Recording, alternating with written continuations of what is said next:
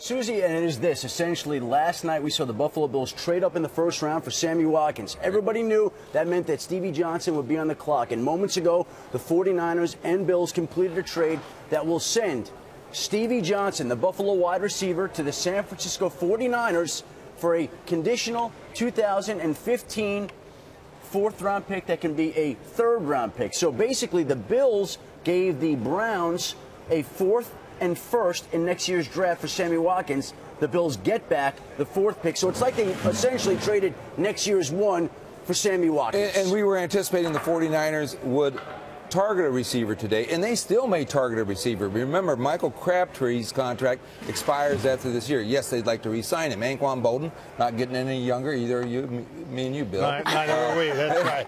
Can you leave me out of that? I did. I left you both out of it. Well, what I'm saying is that it fills a need. You got an accomplished player in Stevie Johnson, and certainly that you still could target a young receiver today if you're the 49ers, who are loaded with picks. And the 49ers, they have 5 picks. 2 in the second round, 3 in the third, so they're loaded to bear. Yeah, and Stevie Johnson just plugs a hole on the depth chart.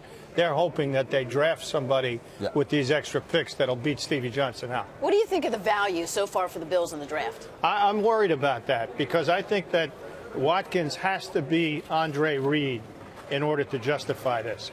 You're giving up 2 ones for a guy in a receiver in a very deep receiver draft. You could have sat at 9 and gotten Odell Beckham, for example. What's the difference between Watkins and Odell Beckham? We'll find out, but Watkins has to be an Andre Reed type receiver in order to justify that price.